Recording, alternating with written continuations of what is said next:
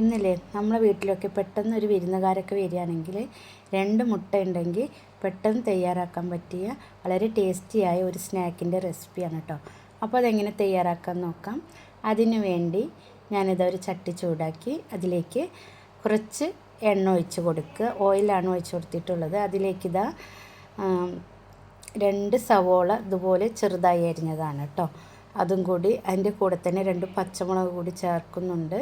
എന്നിട്ടൊന്ന് വഴറ്റിയെടുക്കുക.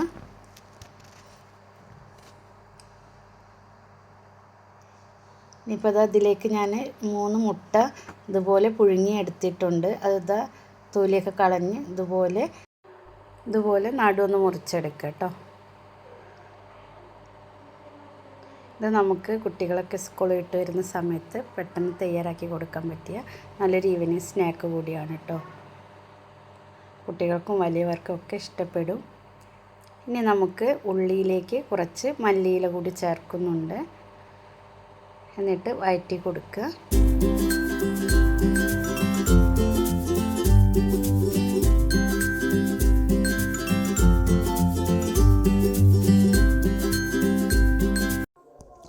ഇനി ഉള്ളിയൊക്കെ ഒന്ന് വഴന്ന് വന്നതിന് ശേഷം അതിലേക്ക് നമുക്ക് കുറച്ച് ഇഞ്ചി വെളുത്തുള്ളി ചേർക്കട്ടോ. ഇഞ്ചി വെളുത്തുള്ളി പേസ്റ്റ് ആക്കിയത് 1 ടീസ്പൂണാണ് ചേർത്തിട്ടുള്ളത്. ഇനി അതൊന്ന് വഴറ്റി കൊടുക്കുക.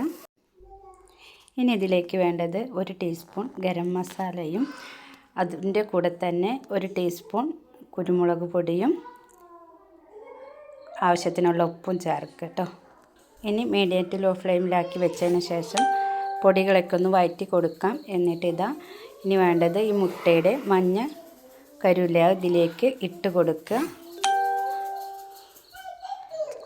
ഇത് മുഴുവനായി ഇട്ട് കൊടുത്തതിന് ശേഷം നമുക്കിതൊന്ന് ചെറുതായി ഒന്ന് ഉടച്ചെടുക്കണം കേട്ടോ. ഒന്ന് പൊടിച്ചെടുക്കുക കേട്ടോ. അതുപോലെ കയ്യിൽ വെച്ചിട്ട് ഒന്നിങ്ങനെ മഞ്ഞക്കറിയൊക്കെ ഒന്ന് ചെറുതായി ഒന്നിങ്ങനെ പൊടിച്ചെടുക്കണം കേട്ടോ.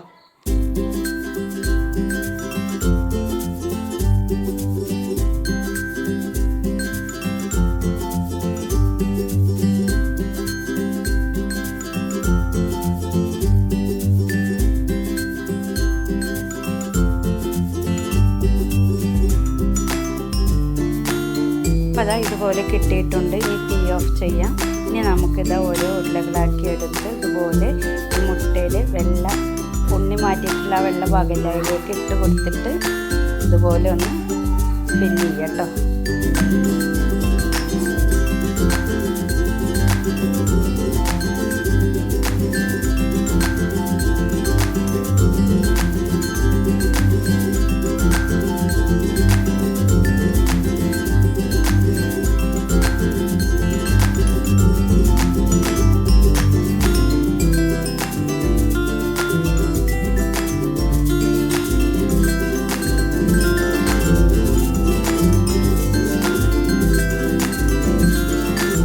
അതുപോലെ മുഴുവനായി ഫില്ല് ചെയ്തെടുത്തിട്ടുണ്ട്.